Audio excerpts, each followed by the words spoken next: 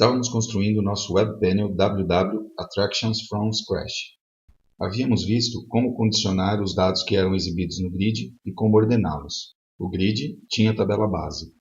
Havíamos visto, nesse caso, como carregar uma variável do grid para cada linha com o evento load. Havíamos utilizado o evento refresh, assim como o start, e também havíamos programado um evento no nível das linhas para chamar a transação attraction no modo update. Agora adicionemos outra ação no nível das linhas, mas uma que não chame outro objeto com interface, como era o caso da chamada à transação attraction. Por exemplo, imaginemos que queremos dar a possibilidade de que, por meio de uma linha, uma atração, possa ser criada uma nova trip na base de dados com essa atração. Adicionemos primeiramente uma nova variável no grid, de nome newTrip, tipo caractere e tamanho 10. Configuramos a variável com a propriedade readOnly.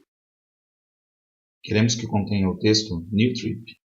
Isso o faremos no evento start, pois não irá variar por linha. E programaremos para essa variável o evento click. O que desejamos fazer quando o usuário clicar sobre newTrip? Por exemplo, chamar um procedimento e passarmos o identificador da atração da linha, e criar a trip com essa atração. Observar que implementamos com o comando new para criar diretamente um registro na tabela trip e um na tabela trip attraction. Usamos essa solução para mostrar o uso desses comandos. Porém, a solução mais aconselhável seria utilizar o Business Component da trip para inserir. Neste curso, não foi ensinado como carregar um Business Component de 2 níveis, mas é muito simples. Vejamos que logo depois de inserir o cabeçalho e a linha da trip, calculamos a quantidade de trips às quais essa atração pertence. Como a fórmula inline está sendo disparada sem estar posicionada em tabela alguma, está solta no código, temos que indicar a condição explícita de que queremos filtrar as trips da atração. E esse valor é o valor devolvido a quem chama esse procedimento. Então, no evento click do controle, variável newTrip, chamamos esse procedimento passando o attraction ID da linha que foi feito o clique. E como o parâmetro que devolve é o que necessitamos mostrar na coluna trips, atribuímos diretamente na variável. Logicamente, quando o usuário clicar sobre newTrip, deverá ver para essa linha, na coluna trips, o valor que tinha antes do clique mais 1, ou seja, deverá atualizar a linha. Executemos para testar. Por exemplo, filtremos por França e para a atração Museu Louvre, que até o momento não está em nenhuma trip. Clicamos sobre New Trip. Visualizamos que automaticamente a linha foi atualizada. Agora é mostrado a quantidade de trips do Louvre, 1. Porém, o que não foi atualizado foi a conta do total, que deveria exibir 4, e no entanto, exibe o valor anterior. Por quê? É que ao executar o evento click associado à variável newTrip, somente foi executado o seu código, e como dentro do mesmo atribuía-se valor a uma variável do grid, a linha foi atualizada, apenas esta linha, sem executar nenhum outro evento, nem sequer o load. Portanto, temos duas alternativas para manter atualizado o total de trips carregados no grid quando é produzido esse evento. Uma possibilidade é a total trips somar 1, pois o procedimento somente adicionou uma trip para essa atração. Mas se o procedimento for alterado e adicionada mais trips, temos que lembrar de fazer a mudança de forma consistente nesse evento. Uma melhor solução seria poder pedir à Web Panel que volte a executar os eventos refresh e load. Para isso, contamos com o comando refresh. Ao fazer isso, o Web Panel voltará a ler a base de dados para carregar o grid. Executemos para testar. Adicionemos uma trip para o Museu Matisse. Podemos ver que agora tudo foi atualizado. É que voltaram a ser executados os eventos refresh e load. Este último foi executado 7 vezes, uma vez para cada linha a ser carregada. Passamos um repasse de tudo o que foi visto. Para o caso de um Web Panel com um grid com atributos, Genexus entende que esse grid tem uma tabela base associada, isto é, uma tabela que deverá navegar para carregar as linhas do grid. Carregará uma linha para cada registro dessa tabela base. Para filtrar, temos a propriedade Conditions do grid. Para ordenar, a propriedade Order. Um grid com tabela base é análogo a um for each. Nos Web Panels, são produzidos eventos do sistema que podemos programar código para que seja executado no momento em que for disparado. Aprendemos 3 desses eventos que são disparados sempre que é aberto um Web Panel, isso é, na sua primeira execução. O Start é disparado uma única vez. Nele, podemos inicializar variáveis, por exemplo. O Refresh é disparado antes de carregar a informação da tela. Atrás deste evento, será produzido o acesso à base de dados para trazer os dados da tabela base e sua estendida. Para cada registro da tabela base que está para ser carregado no grid, é produzido um evento Load. Portanto, aqui será o momento de programar todas as ações que desejamos que sejam executadas antes que a linha seja efetivamente carregada no grid. Os dados que são carregados no grid são exclusivamente os dados das colunas visíveis ou invisíveis que são incluídos nele. Depois disso, o Web Panel estará carregado com a informação que foi extraída da base de dados e se desconecta dela. Os Web Panels também permitem definir outros eventos que serão disparados logo pela primeira vez, ou seja, uma vez que o Web Panel foi carregado e sempre a partir da ação do usuário. Por exemplo, o evento clique que programamos sobre esta imagem, ou o clique sobre New Trip, ou, incluso no Web Panel que havíamos definido muitas aulas atrás, o evento de usuário que associamos ao botão que colocamos esse nome. Esses eventos são conhecidos como eventos de usuário ou eventos de controles, como o clique que vimos. Quando o usuário provoca um evento desses, apenas é executado o seu código, sem atualizar a tela.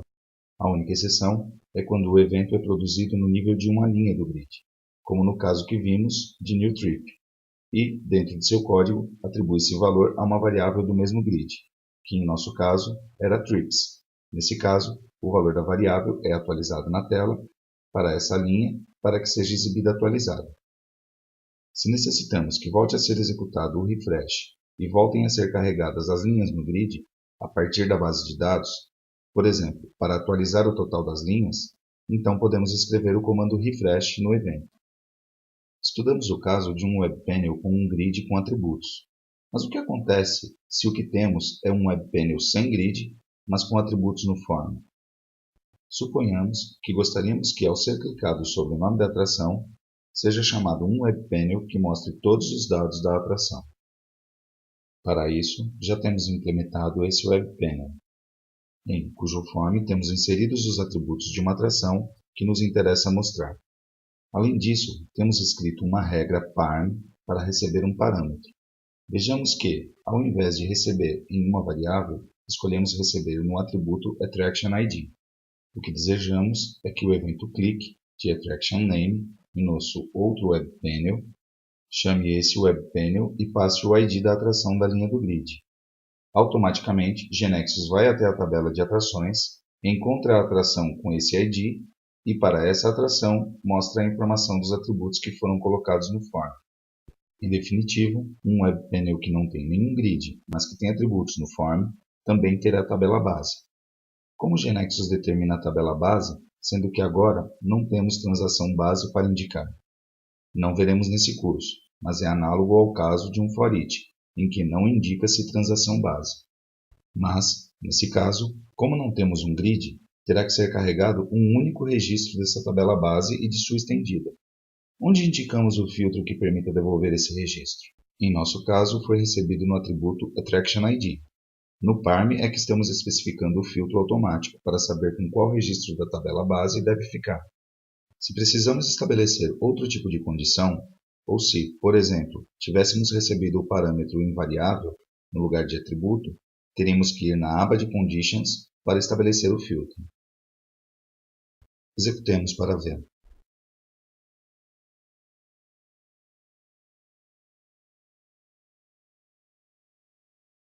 Temos visto até aqui 2 Web Panels que têm tabela base. O primeiro, com um grid, onde a tabela base do grid é a tabela base do Web Panel, ou seja, a tabela na qual o Web Panel automaticamente escolhe para navegar e trazer a informação a ser carregada na tela. O segundo sem grid, mas com atributos, onde a tabela base do Web Panel é encontrada a partir desses atributos. Agora, veremos o caso do Web Panel sem tabela base, ou seja, Web Panels que não têm programada de forma automática uma consulta na base de dados. O caso mais óbvio é quando não é consultada em absoluto a base de dados, como foi no caso de nosso Web Panel de partida, que apenas solicitava dados ao usuário e chamava outros objetos. Mas também podemos ter um Web Panel que consulte a base de dados, só que essa consulta e carga dos dados na tela está completamente na mão do desenvolvedor. Os Web Panels que havíamos implementado com tabela base também poderiam ter sido implementados desse outro modo. Vejamos o caso do Web Panel que mostra no grid as atrações, mas agora, no lugar de ter atributos no grid, temos variáveis. Assim, nos eventos, temos que alterar as chamadas que tínhamos, onde passávamos o atributo AttractionID pela variável AttractionID. Então, agora, como só temos variáveis, como o GeoNexus sabe que tem que ir navegar na tabela Attraction e sua estendida para carregar uma linha no grid por registro? Não sabe. O carregamento desse grid não será automático, como no caso em que colocamos atributos, o que significa que o evento load não será executado quando se estiver lendo uma tabela para cada registro no qual se está posicionado em um dado momento. É que não se está posicionado em lugar algum. Porém, o evento load vai ser disparado sim, só que fará uma única vez depois do refresh, e sem estar na base de dados em absoluto. Nesse disparo, nessa execução, na qual teremos que programar o carregamento do grid de forma manual. Vamos ter que pedir explicitamente que seja acessada a base de dados, em nosso caso, lendo a tabela Attraction, e dizer que carregue cada linha por vez. Para informar que seja inserida uma nova linha no grid, com os valores que nesse momento tenham as variáveis correspondentes às colunas, contamos com o comando load. O comando, não o evento. Toda vez que dentro do evento load encontra-se um comando load, o único lugar onde este comando está permitido, será inserida uma linha no grid. O que vamos ter que fazer é programar dentro do evento load o acesso à tabela Attraction, com um for each. Nele, especificaremos as cláusulas order e nas cláusulas where as condições que os dados devem cumprir. E para cada registro que cumpra com esses filtros, carregaremos as variáveis do grid com os valores dessa atração. E quando temos todas as variáveis carregadas, então escrevemos o comando load para que seja inserida uma linha no grid com esses valores. Aqui temos esse Web Panel já implementado. Fizemos um save do Web Panel que tínhamos, com atributos, e mudamos por variáveis. E também mudamos os eventos, tal como estudamos recentemente. Testemos o que foi feito para ver como, em execução, não notamos diferença alguma entre o Web Panel com tabela base e o Web Panel sem tabela base. Filtremos, por exemplo, por França. Agora, se observamos o relatório de navegação do Web Panel sem tabela base, podemos ver que aparece o for each no load, indicando a navegação. Resumindo, quando tínhamos o Web Panel com um grid com tabela base, ao abrir o Web Panel, executava-se o evento Start, imediatamente o Refresh, e na continuação era acessada a tabela base de forma automática, filtrando de acordo com as condições do grid e ordenando de acordo com os atributos indicados na propriedade Order do grid. Dizemos que existe uma espécie de for each implícito que GeoNexus coloca internamente sem que o desenvolvedor deva fazer nada. E para cada registro a ser carregado como linha do grid, antes de ser carregada a linha, o evento load é executado. É por isso que o evento load será disparado, nesse caso, tantas vezes quantas forem as linhas que serão carregadas no grid.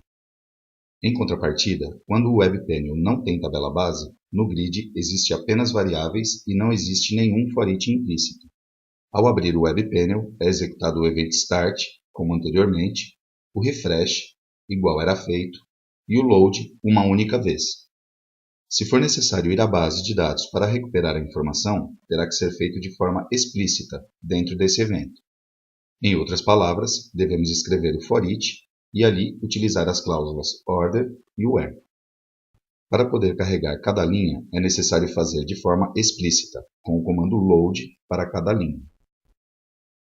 Para finalizar, observemos que as aplicações projetadas por GeneXus autoajustam a informação que apresentam na tela, de acordo com o tamanho da tela. Por exemplo, executemos o Work with Attractions, que foi criado pelo Pattern. Estamos executando em um navegador que está ocupando toda a tela de um notebook. Mas observemos o que acontece se deixarmos menor a tela do navegador. Se vamos reduzindo desde a direita, visualizamos que em um momento o grid começa a mostrar unicamente o nome da atração e as ações. E se seguimos reduzindo, já nem sequer visualizamos a coluna esquerda. É dessa forma que sairá em um smartphone que execute a aplicação por meio de um navegador. Se agora vamos ao nosso Work With, o que desenvolvemos do zero, visualizamos que ainda não fizemos nada, tem um certo autoajuste mínimo. Por exemplo, prestemos atenção nas variáveis de cima, que deixaram de ter a etiqueta à esquerda, ocupando uma largura determinada antes do início do próprio controle variável, para ter a etiqueta posicionada acima, ocupando 100% da largura. Para conseguir esse comportamento, os objetos web utilizam as tabelas responsivas, Responsive Tables. Não estudaremos neste curso, porém, vamos ao nosso Web Panel e nos posicionamos dentro do Form, no controle Country ID. Podemos ver que acima é mostrado o controle Tabela, dentro do qual está inserido. É a tabela principal.